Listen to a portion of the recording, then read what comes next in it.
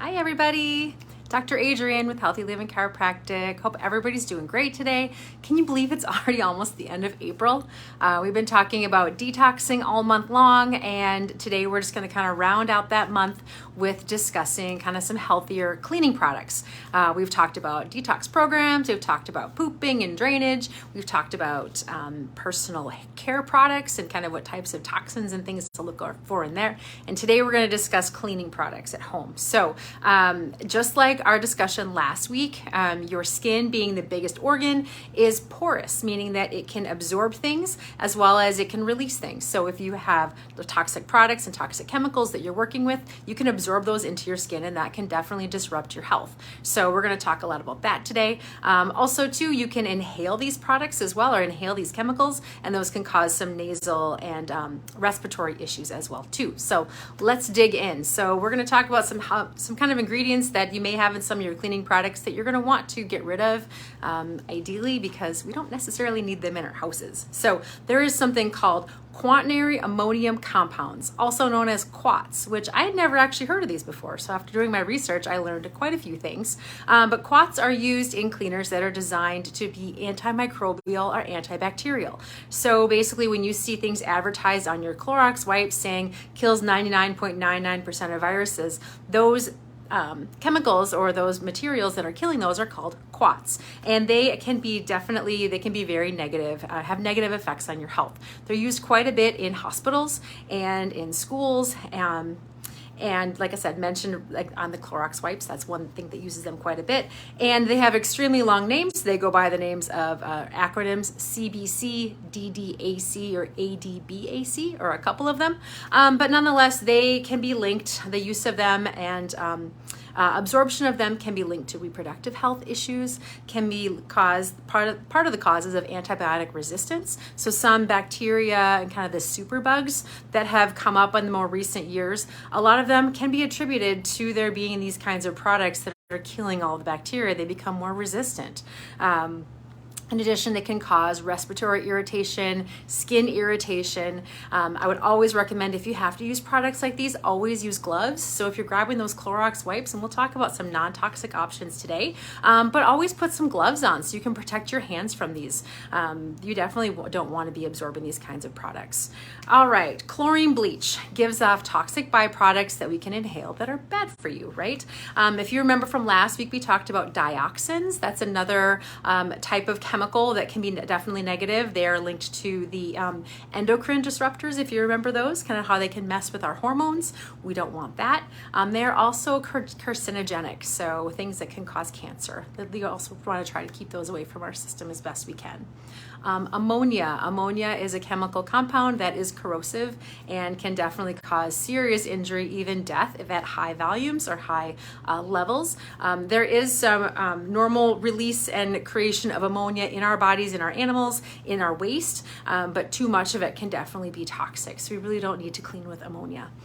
Formaldehyde is also present in a lot of laundry detergents as well as air fresheners. So back in college, I had the Glade plugins because you know what, we were college kids and we didn't really clean our house very often. But those Glade plugins have chemicals that are very detrimental to our health. So formaldehyde is something that we don't want to be breathing in.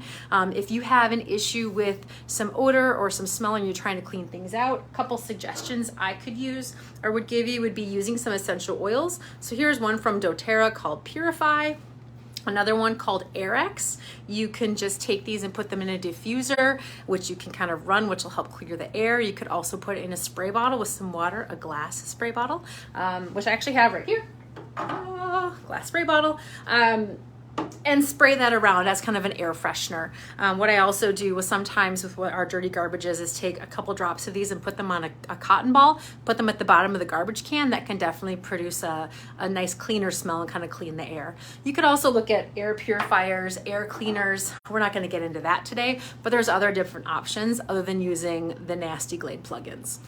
Okay, fragrances. We talked about that last week, where basically a fragrance is kind of an umbrella term for who knows what, right? Chemicals that don't need to be labeled on or written on a label go under fragrance. So you're kind of at your own risk with that one.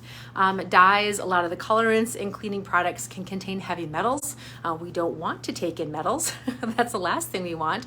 Metals in the body can definitely breed illness and problems with your health. That's a whole nother discussion. And last one I'm going to talk about is ethoxylates. Some big words today.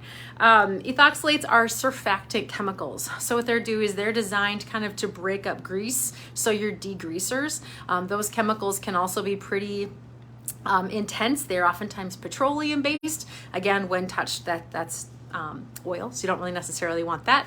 But they can be harmful to the environment as well as harmful to humans. So similar issues that they create are they can be cancerous. They could also cause contact dermatitis, so irritation, allergies, those kinds of things. Look for chemicals that end in ereth, so E-R-E-T-H, so steareth, careth, those kinds of things. So I think kind of my take home is kind of look at the ingredients on your cleaning products. If you don't recognize them or if they have acronyms, probably not a good thing. If they're really, really long, it's probably not a good thing either. So there's a lot of different chemicals or kind of more simple chemicals that you can use, more naturally based things that we'll discuss here in a few minutes, that you can use that are non-toxic for you. So a couple things that we use at our house. I mean, there's so many good brands of cleaning products or clean pre-cleaning products out there. As I was researching for this, there's so many good ones. Branch Basics is one, Force of Nature, Attitude, Aunt Fanny's. Those are all some companies that were highly recommended in different sites that I looked at. I have used Melaleuca products forever. I don't make any money off this, so please, I'm not trying to promote by any means. I'm just letting you know what we use. The thing I like about the Melaleuca products is they use essential oils as kind of their base. The Melaleuca oil is kind of their base, and everything is made around them. But I like that they are concentrated, so they use such a little amount. This thing costs like $7, and I can probably get 6 big spray bottles full because it is concentrated. So you're creating less waste. You're reusing the same bottle, so you just basically put them in your bottle. You continue to use the same one. You're not throwing this away every time you buy a thing of cleaner. I mean, I'm using the same one all the time. So it's great for the environment as well as it's cheaper. So who doesn't love that? They also use clean products. They don't use these really nasty products that I recommended. There's no bleach, there's no ammonia, there's no quats in these. So that's kind of what we use. Like I said, there are so many other ones. This is by no means the best. I say whatever you can find is best for you. Whatever works well is important. We also use the On Guard cleaner. This is what we use in our office. Again, it's a concentrate. Just put it in the bottle, add some water, and that helps with the cleaning. So really a big fan of that myself.